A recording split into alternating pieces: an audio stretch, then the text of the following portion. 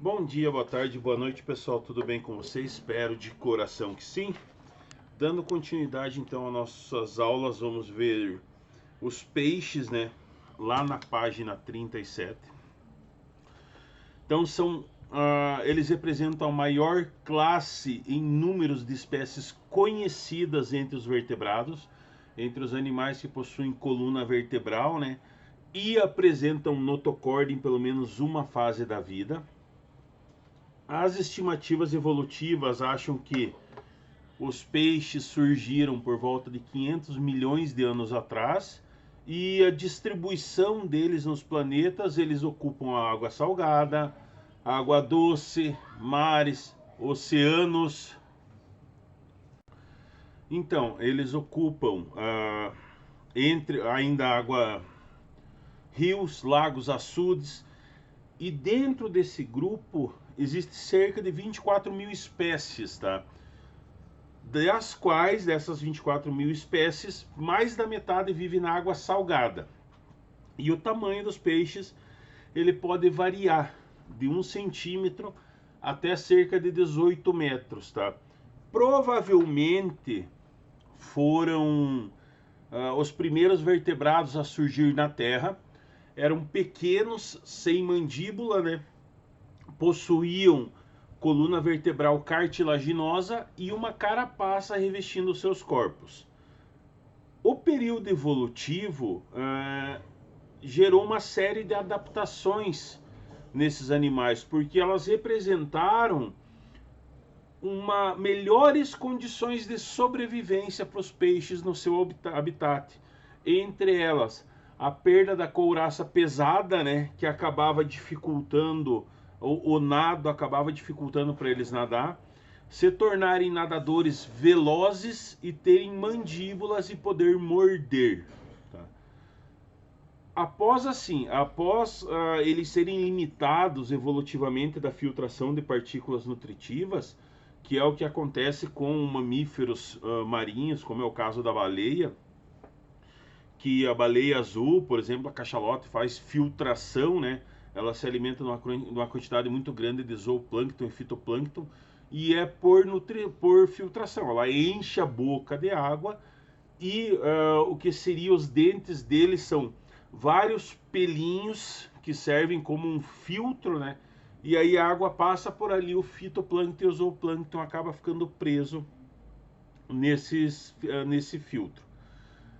Então, essa característica evolutiva que surgiu nos peixes, né, que acabava assim, eles filtravam as partículas que estavam suspensas na água ou depositadas no fundo, sendo presas de alguns tipos de invertebrados, né? Com isso, os peixes se tornaram predadores muito eficientes evolutivamente. Então, desde quando eles surgiram, eles já ocupavam com grande sucesso os ambientes aquáticos, salgados, doces, e assim até hoje, tá? Até propriamente quando ocorreu a grande evolução dos dinossauros, temos que ter em mente assim, ocorreu a evolução dos dinossauros, toda a vida foi extinta? Não, tá? Grande parte da vida marítima que vivia na água doce, na água salgada, foi mantida e grande parte dela evoluiu para formas de vida, digamos, com características evolutivas melhores. Os peixes apresentam características que favorecem o desempenho deles nas suas atividades, no ambiente onde eles vivem, né? Como o formato do corpo, que em geral é hidrodinâmico, né? Isso é meio achatado e lateralmente alongado. Isso favorece o deslocamento desse animal na água. A presença das nadadeiras, que é a estrutura de locomoção. Quanto à localização das nadadeiras, dependendo da espécie de peixe, ela pode ser peitoral, ela pode ser ventral, ela pode ser dorsal, caudal, anal. Então, tudo depende do tipo de peixe, tá? O corpo geralmente é recoberto por escamas lisas e a organização dessas escamas se deu para diminuir o atrito com a água, enquanto o animal se desloca pelo meio, tá? Então a pele ainda é dotada de glândulas que produzem muco, que facilita muito a diminuir o atrito na água, Por isso que quando você vai pegar um peixe com as mãos, ele escorrega facilmente, né? Porque essas células produtoras de muco, ela espalha esse muco por entre as escamas, fazendo com que o peixe seja mais hidrodinâmico e não sofra tanto com a resistência da água. A musculatura do tronco segmentada, né, separada em segmentos, que permite aquela movimentação ondulatória que o peixe pode fazer. É claro que daí, como a anatomia interna do peixe, ele possui sistema digestório completo, né? Os peixes são animais pecilotérmicos, então a temperatura do seu corpo varia de acordo com o ambiente, e mais ou menos assim, eles mantêm mais ou menos a temperatura próxima à temperatura ambiental, tá? Para não ocorrer esses grandes choques térmicos. Quanto à respiração e à circulação de sangue, a maioria dos peixes ele respira por meio de brânquias, né? Também conhecido como guelras. Isso também acabou sendo uma característica evolutiva perante os outros seres vivos que nós vimos, né? A água entra continuamente pela boca do peixe, por isso que ele nunca pode parar de nadar. Se ele parar de nadar, ele morre afogado, né? Porque não ocorre a transferência de oxigênio. Então, a água entra pela boca, lateralmente nós temos as brânquias. As brânquias, elas ficam dispostas assim, tá? De cada lado do peixe nas guelras, né? A passagem de água por esse fluxo aqui força a ocorrência das trocas gasosas por diferença de pressão. Como nas brânquias existem muitos vasos sanguíneos, o gás oxigênio que está dissolvido na água passa para o sangue, ao mesmo tempo o gás carbônico que está no corpo do animal acaba passando para a água, sendo eliminado do corpo, tá? O coração dos peixes tem duas cavidades, um átrio e um ventrículo, e por ele que vai circular apenas sangue não oxigenado, tá? Depois de passar pelo coração, o sangue não oxigenado vai para uma artéria e diretamente para as brânquias, tá? Onde vai receber o gás oxigênio. A seguir daí, a partir desse ponto, esse sangue que está oxigenado é distribuído por todo o corpo do animal, fazendo o circuito novamente, voltando até o coração. O coração vai bombear ele para as brânquias, fazendo a troca gasosa e fazendo o circuito novamente, tá? Quanto à alimentação e à digestão desses animais, alguns peixes são herbívoros, né, que se alimentam principalmente de algas, outros são carnívoros, se alimentam de outros peixes, de animais diversos, moluscos, crustáceos, insetos, o que eles conseguirem alcançar.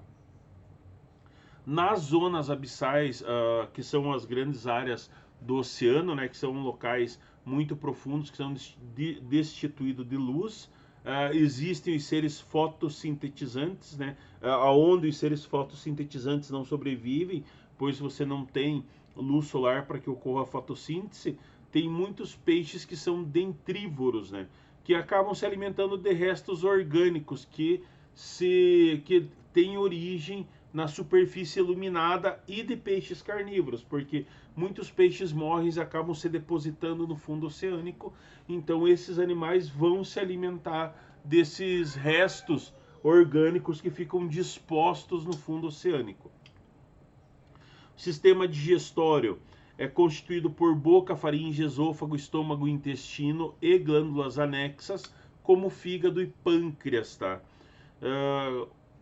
Peixes possuem muitos órgãos de sentidos, né, como a bolsa olfatória, que são formadas por células que estão localizadas nas narinas e estão associadas à percepção do cheiro das substâncias que estão dissolvidas na água. Geralmente o olfato dos peixes é bem avançado, né, bem aguçado, como é o caso do tubarão, que pode farejar uma gota de sangue a dezenas de metros de distância. Os olhos permitem formar imagens nítidas mais a curta distância, né? A distância maior, assim, eles só conseguem perceber objetos que se movimentam na superfície da água. Isso também exemplifica os casos de ataque de tubarões a surfistas, né, por exemplo, como a foca, o leão marinho, são animais que fazem parte da cadeia alimentar do tubarão. Muitas vezes, ao longe, né, o tubarão nas profundezas da água, ele olha para cima, ele vê aquela forma passando em cima da onda que lembra muito o formato de uma foca ou de um leão marinho, e ele ataca, tá? Não sendo assim, eu vou atacar o humano porque eu não gosto dele, tá? São acidentes ocasionais, mas ocorre. Hoje você tem dispositivos nas roupas de mergulho que emite uma onda sonar, né? Como se fosse um sonar que inibe a aproximação dos tubarões dos surfistas e dos mergulhadores. Alguns peixes podem ter percepção de cores e outros não. Tubarões e as raias, né, que são também conhecidas como arraias, por exemplo, eles não distinguem as cores, tá? Os olhos são geralmente grandes e não possuem pálpebra nem glândulas lacrimais. Então você tem essa interação que vai ocorrer da formação da imagem ou não. Ele não vai distinguir a cor de um animal, ele não consegue distinguir, só distingue o formato, a distância e somente próximo que ele vai conseguir montar uma imagem nítida. Outro ponto principal é a linha lateral, né? Que quem pesca, quem vê peixe, você vê do ladinho do peixe ele tem uma linha lateral que percorre o corpo todo dele, que é uma fileira de poros que está situada em cada lado do corpo, tá, com ramificações diretas na cabeça. Esses poros eles vão se comunicar eles se comunicam por meio de um canal que são localizados, né, onde você tem células sensoriais, e por meio dessas células sensoriais o peixe vai perceber a diferença de pressão na água, porque a gente sabe que quando você desce mais você tem uma maior pressão na água, quando você sobe você tem uma menor pressão na água. Então ele consegue perceber essa diferença dessa pressão, que aumenta gradativamente, tá? Então ele acaba sabendo em que nível ficar da água, se ele pode ir mais profundo ou se ele não pode ir mais profundo, porque isso também depende das adaptações desses peixes no meio, tá?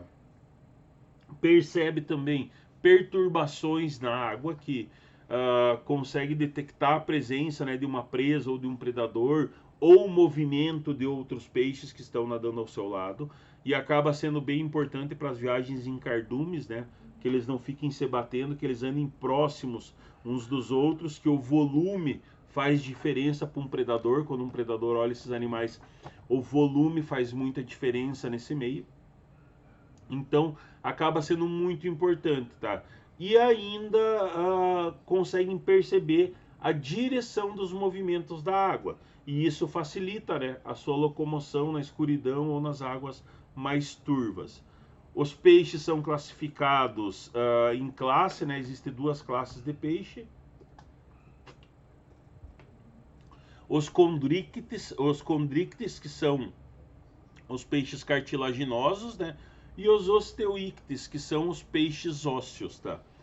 Os peixes ósseos são os mais abundantes, tá, em número de espécies conhecidas, e representam 95% do total dessa espécie.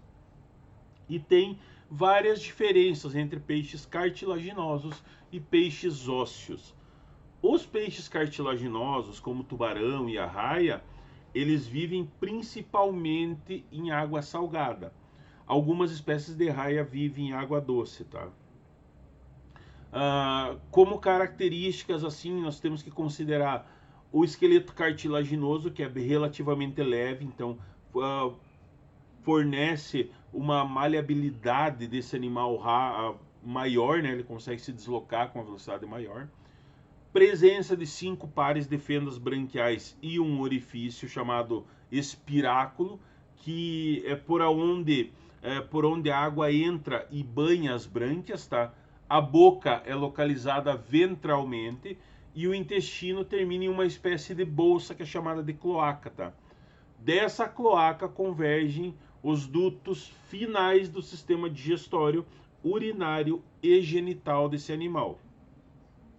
Aí nós temos os peixes ósseos, né, que são abundantes tanto em água salgada como em água doce, que aí nós temos as tainhas, os robalos, os cavalos marinhos, as pescadas, entre outros, né?